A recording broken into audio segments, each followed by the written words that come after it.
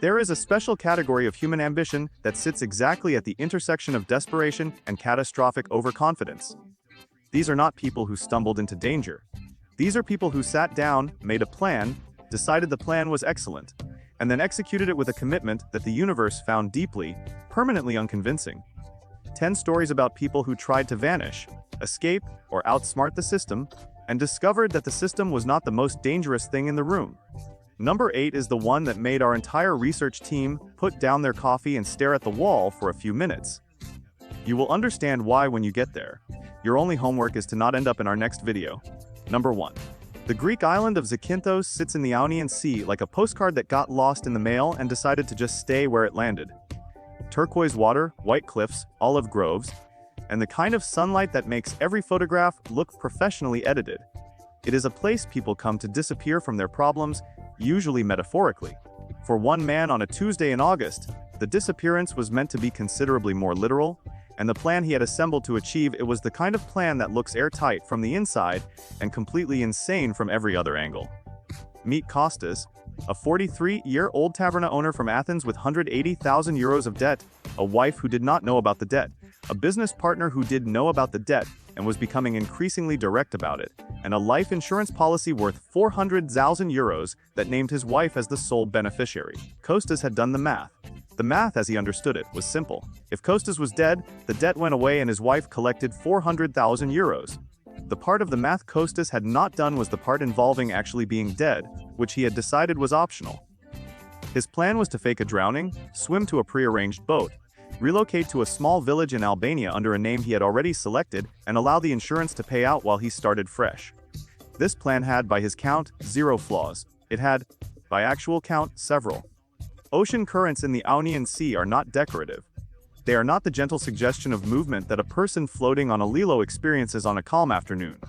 The currents around the southern tip of Zakynthos, where Kostas had selected his staging location, because it was scenic and isolated, run at between 2 and 4 knots depending on tidal phase and wind direction.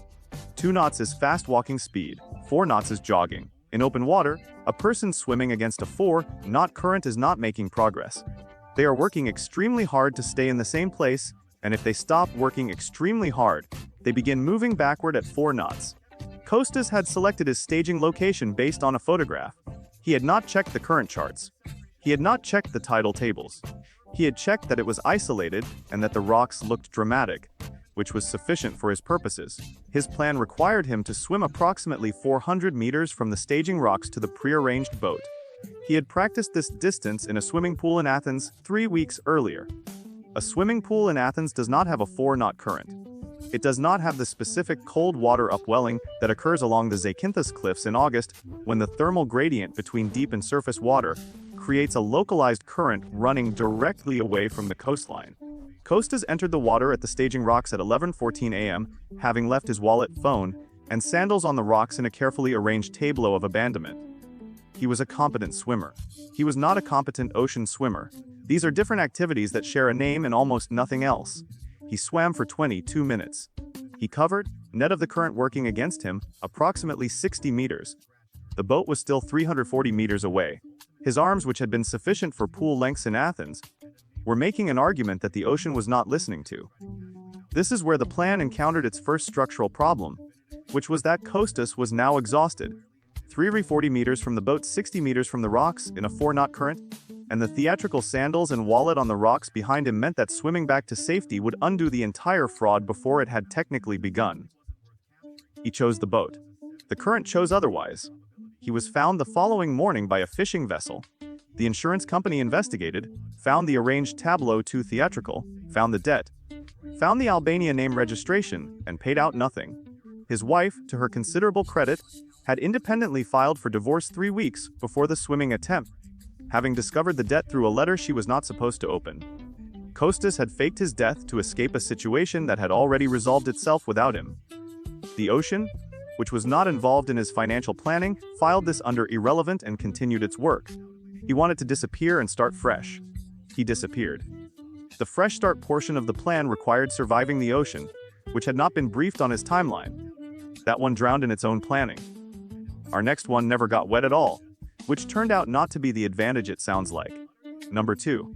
a storage facility on the outskirts of Birmingham, England. The kind of place that stores the physical evidence of decisions people have not finished regretting, furniture from a divorce, equipment from a failed business, boxes of things that felt important enough to pay monthly storage fees for and not important enough to actually open.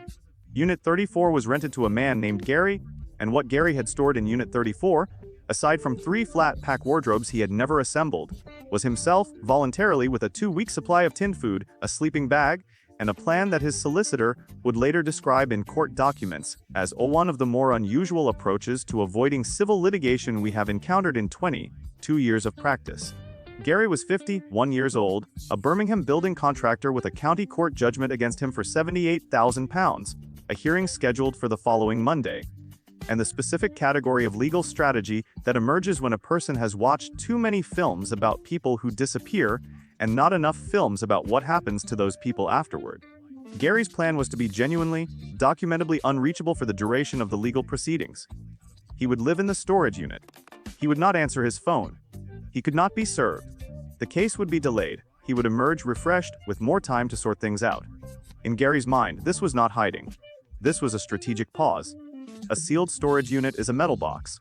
A metal box in Birmingham in July is a specific thermal environment that the human body is not designed to inhabit without ventilation, which Unit 34 did not have, because ventilation is not a feature of storage units because storage units are designed for furniture, which does not require oxygen. The internal temperature of a metal storage unit in direct summer sun reaches between 50 and 65 degrees Celsius. At 50 degrees Celsius, a human body begins heat stroke progression within 2 hours.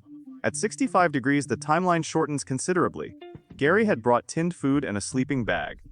He had not brought a thermometer because he had not thought about temperature, because he had been thinking about the county court judgment, which felt like the more immediate problem. It was not the more immediate problem. He lasted approximately 4 hours.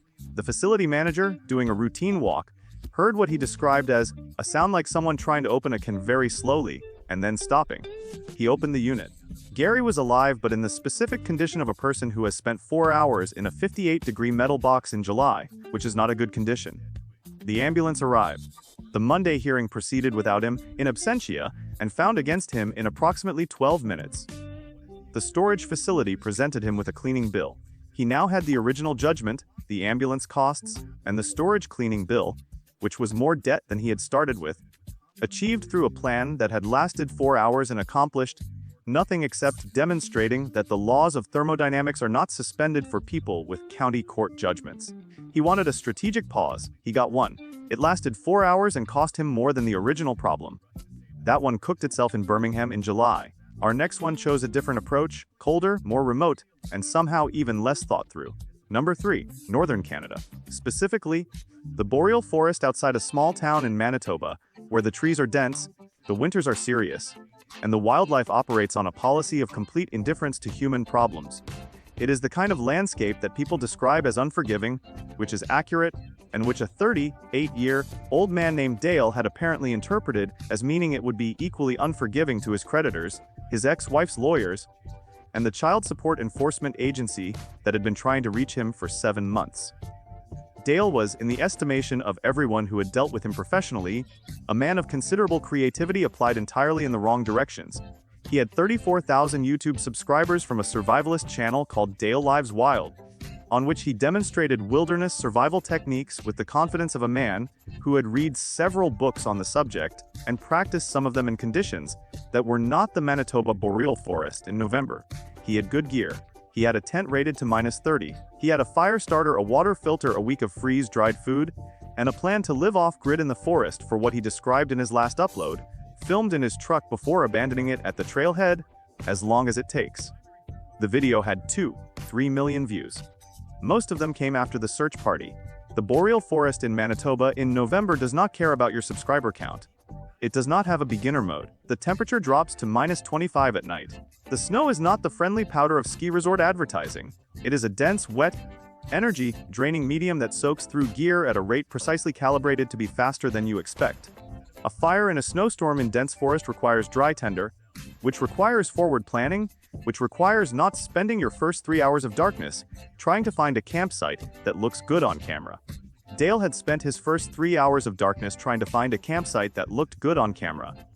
The camera was a GoPro mounted to his chest. It was still running when the temperature dropped to -18 and the tent, which he had set up incorrectly in the dark, admitted a draft that the sleeping bag's -30 rating assumed would not be there. Hypothermia is one of the more insidious natural forces because it does not feel like dying.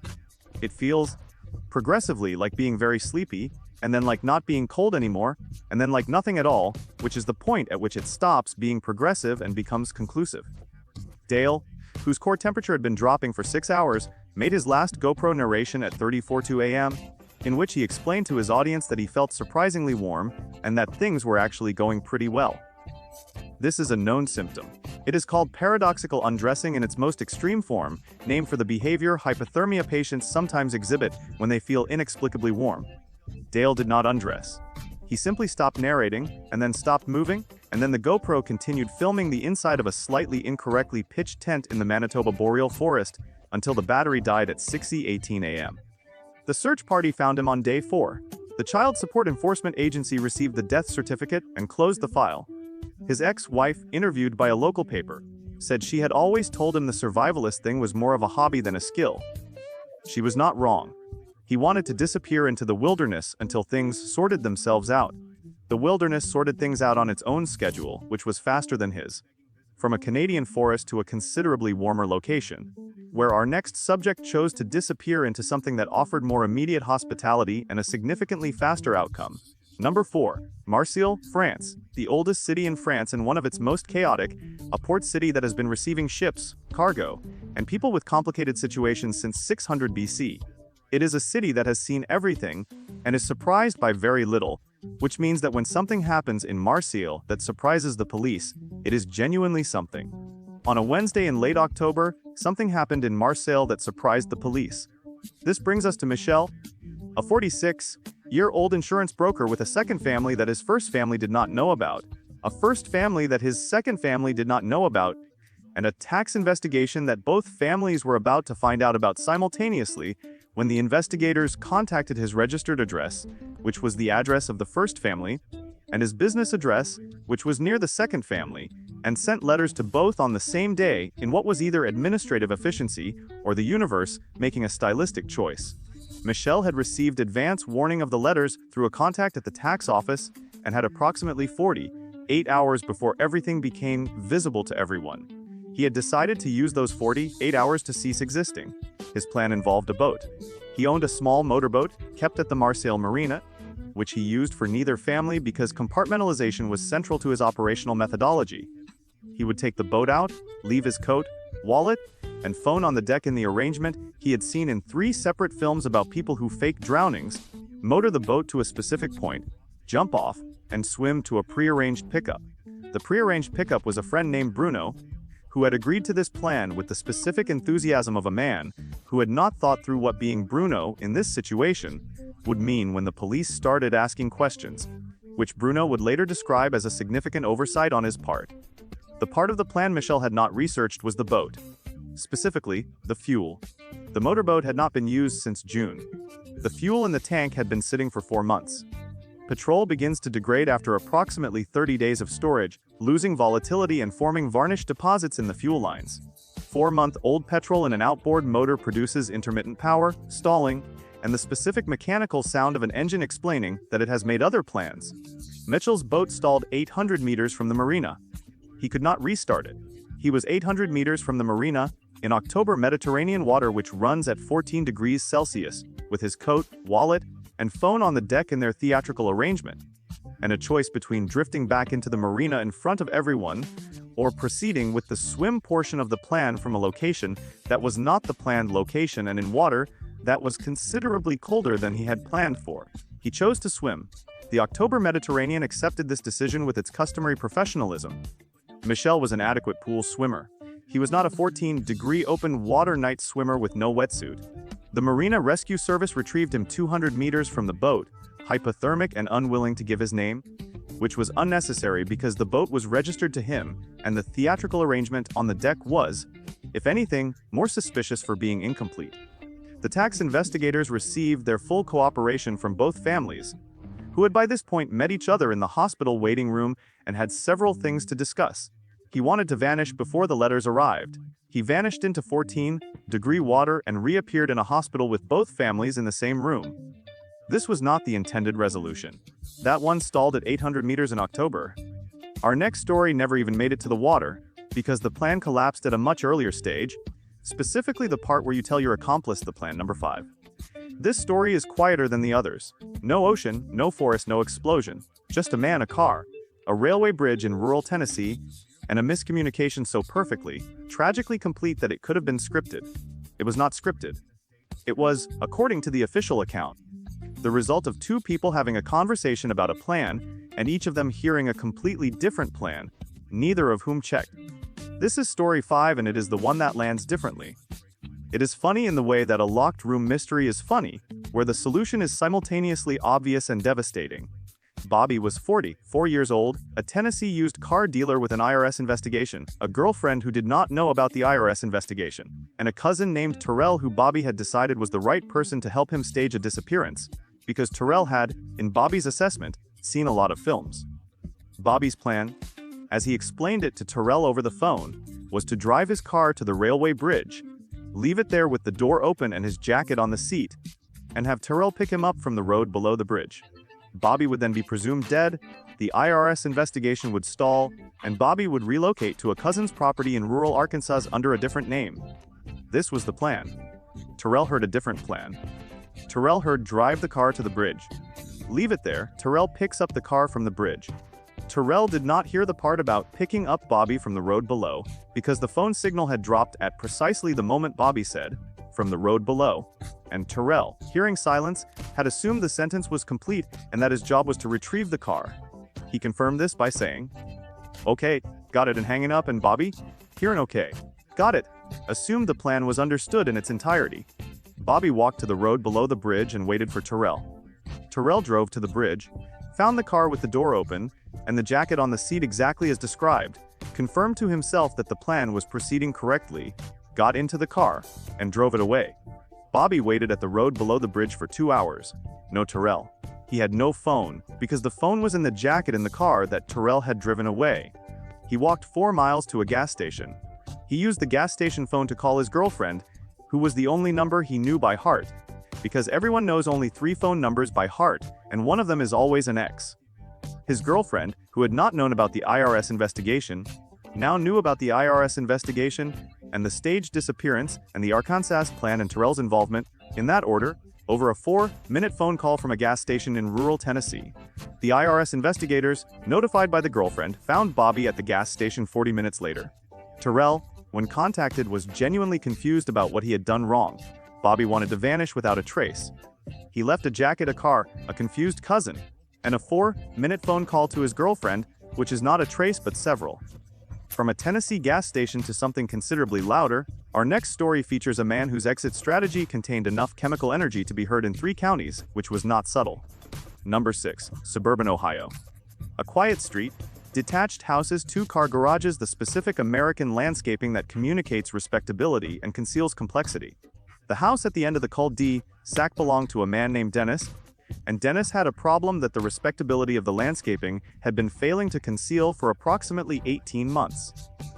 Dennis owed money to people who were not banks, which is a different category of debt with different collection practices, and the collection practices had recently escalated to the phase that involved unannounced visits at inconvenient hours. Dennis had decided it was time to not be Dennis anymore, at least not at this address, and he had constructed a plan to make his house appear to have exploded with him inside it, while he was actually in a rental car driving to a new life in Nevada under a name he had chosen from a list he had made in a notebook, which was a detail that investigators would later find very helpful. Dennis was 53 years old, a former HVAC technician, which meant he understood gas systems, which meant that his plan for creating an apparent explosion was technically informed, which made it more dangerous than it would have been if he had known nothing. He knew how to create a gas leak. He knew how to fill a space with flammable gas. He knew that a gas explosion in a residential property was consistent with an accidental death scenario.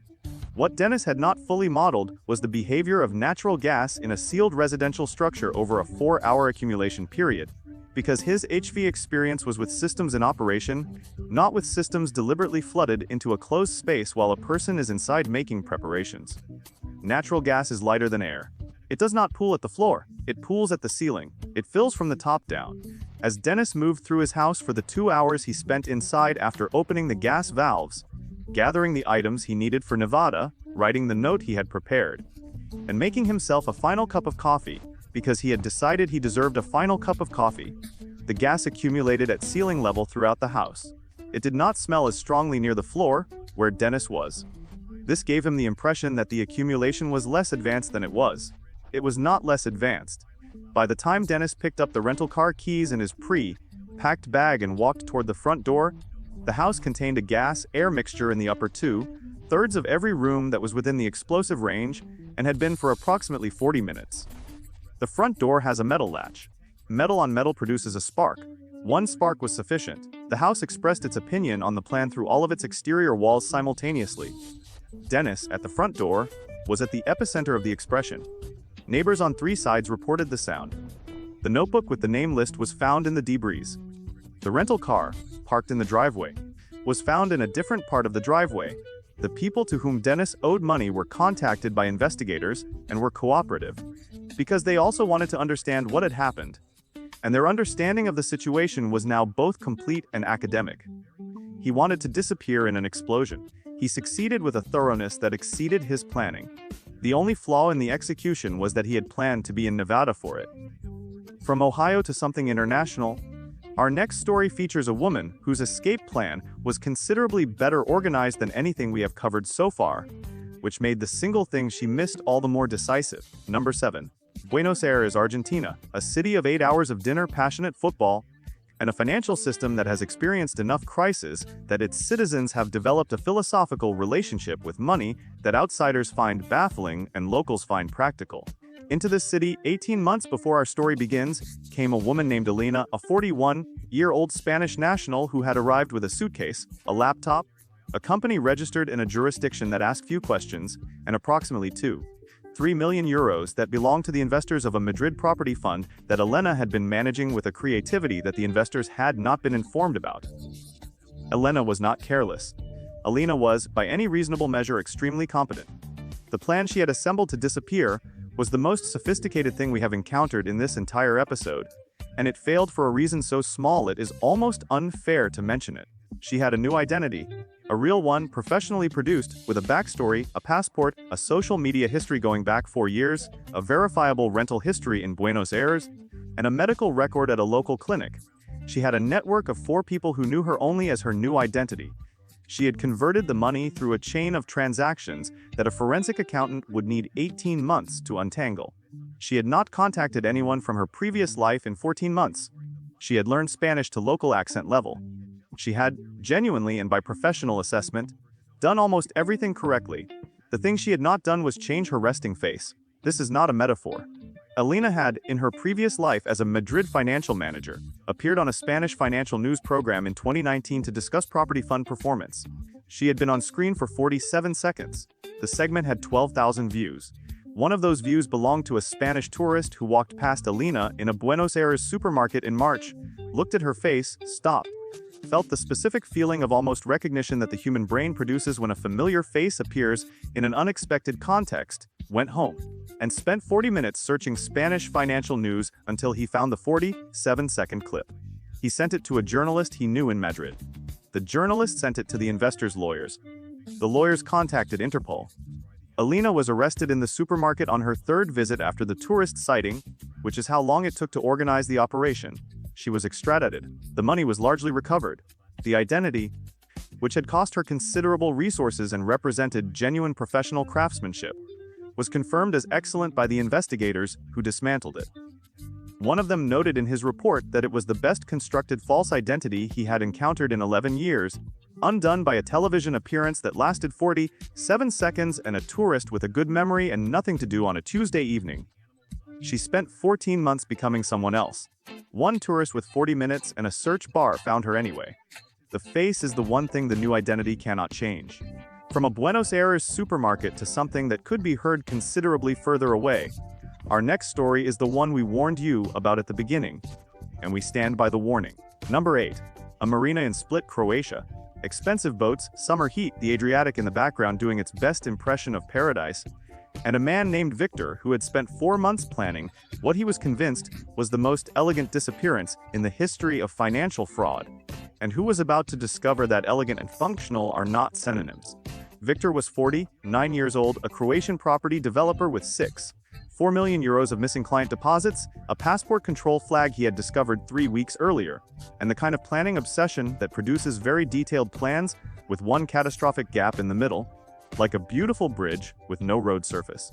Victor's plan was to fake his death at sea via an explosion aboard his yacht, specifically an explosion large enough to be consistent with an accidental fuel ignition and to leave no recoverable remains. He had researched this.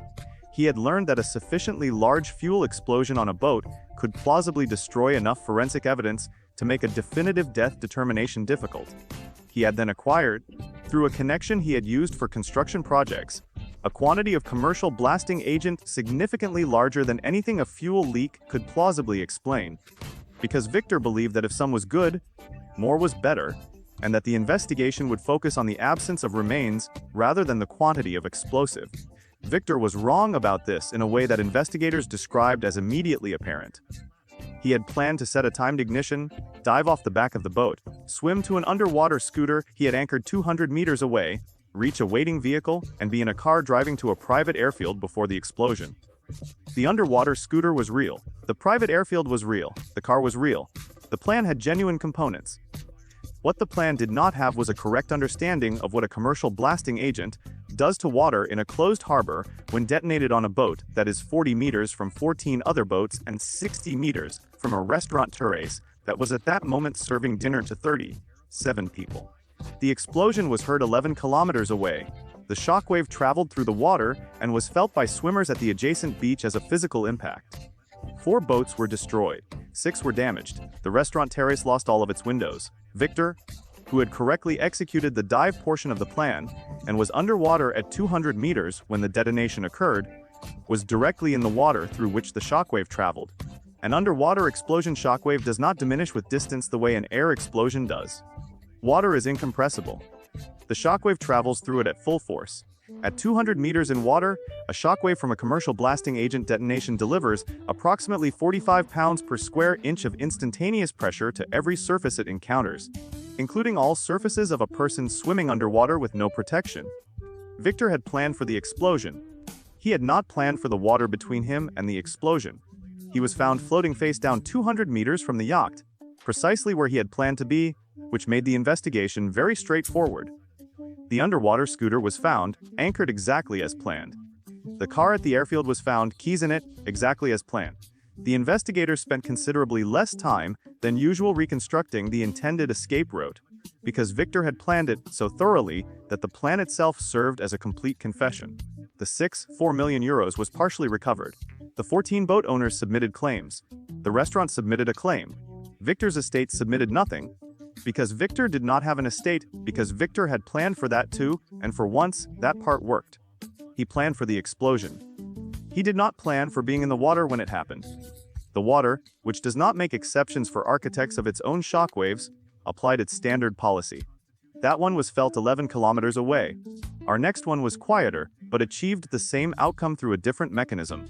Specifically the one where the body decides it has had enough of the plan before the plan is finished. Number 9. A basement apartment in Prague, Czech Republic. Cold in winter, dark in all seasons, and on this specific November, occupied by a man named Radek, who was conducting what he believed was a carefully controlled experiment in apparent death. Radek was 37 years old, an IT contractor with a restraining order, a custody hearing in 6 days, and an internet search history that investigators would later describe as thorough in the wrong direction. He had read extensively about how to appear convincingly incapacitated.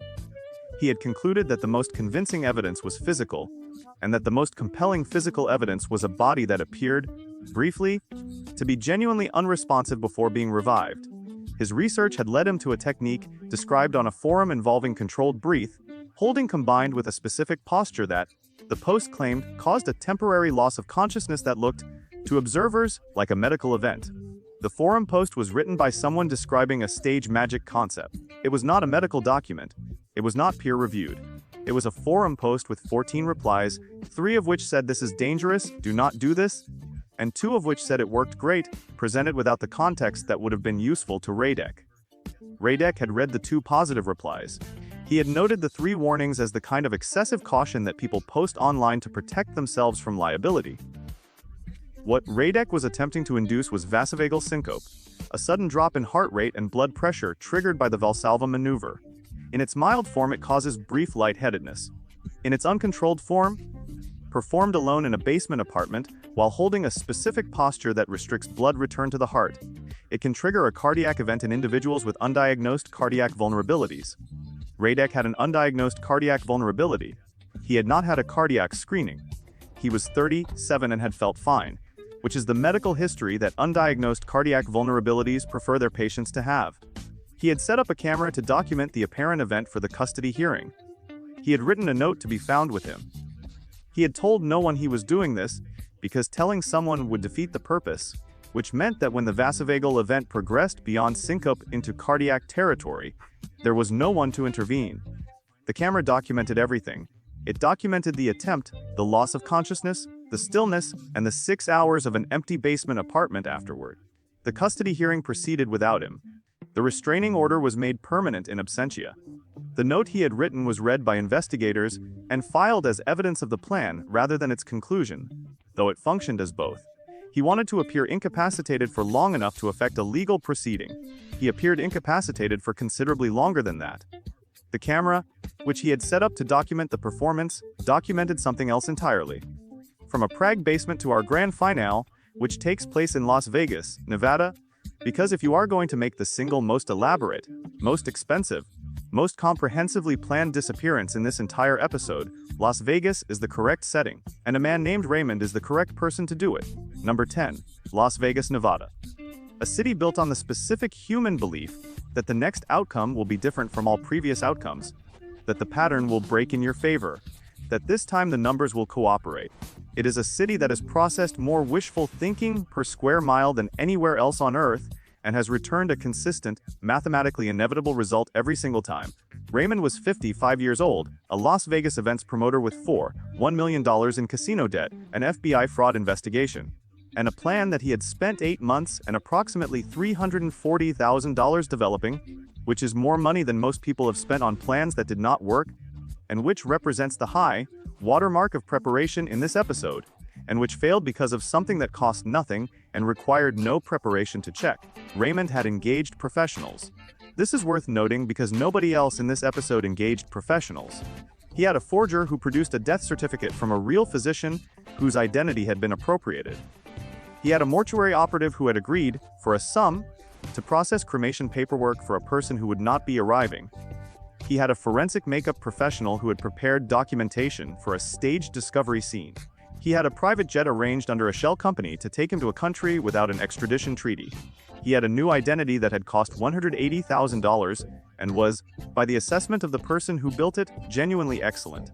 He had a storage unit containing $3 million in cash and bearer bonds. He had a timeline. He had a checklist. He had run the checklist 4 times. The checklist had 41 items. 40 were checked. The item that was not checked was item 17. Confirm the private jet departure window with the pilot. Raymond had confirmed the departure window 3 weeks earlier. He had not reconfirmed it. The pilot, dealing with a family emergency, had called Raymond's old number, a number Raymond had already discontinued as part of his operational security, to advise that the departure needed to move forward by 90 minutes. Raymond had not received this call. Raymond arrived at the private airfield 3 minutes after the jet had departed without him. He was standing at a private airfield in Nevada with no phone, no ID that would survive scrutiny, no jet, and a timeline that was now running against him, because the staged discovery was proceeding on schedule. The FBI, who had been investigating Raymond for 6 months and had placed a device in the storage unit 3 weeks earlier, were aware of the storage unit. They were aware of the shell company. They were aware of the jet, which they had allowed to depart because the person they were interested in was not on it, and because its destination told them something useful. They were not, until Raymond appeared at the airfield looking for a jet that had left, aware of exactly where Raymond was, which he resolved for them by attempting to call the pilot from an airfield payphone. which was the last airfield payphone in Nevada and whose number appeared on a monitoring system within 30 seconds? Tell us in the comments. If you watched this entire video and at any point found yourself thinking, well, I would have done it differently, hit the like button. That instinct says something about you, and we are not here to judge it, only to note it for future reference. Subscribe, because the people in this video were, without exception, convinced their plan was the one that would work, and the channel exists as long as that sentence keeps being true, which based on current evidence appears to be forever.